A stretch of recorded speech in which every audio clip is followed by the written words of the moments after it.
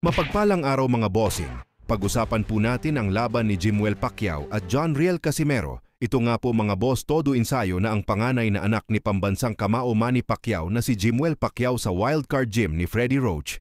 Makikita po natin dyan na talagang tinuruan ni pambansang kamao si Jimwell ng tamang tirada. Para yan sa professional boxing debut ni Jimwell ngayon November 29.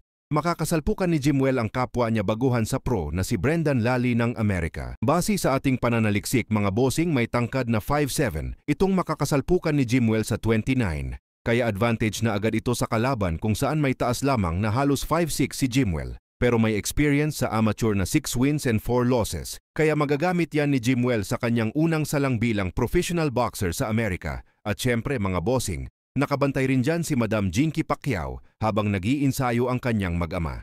So abangan po natin ang laban ni Jimwell sa darating na 29.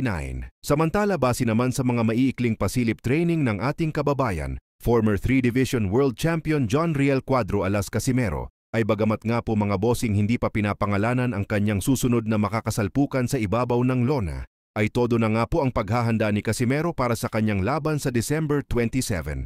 At ang rumors mula sa Japan, posible maging co-main event si Casimero sa laban nila, Felix Alvarado at Masamichi Yabuki ng Japan. Dedepensahan ng Japanese na si Yabuki ang kanyang IBF flyweight title belt. Laban kay Alvarado at ang napabalitang mag-aayos sa salpukan na yan, walang iba kundi ang Kameda Promotions na siyang promoter ni Casimero. Kaya abang-abang lang po mga bossing para sa mga susunod na updates.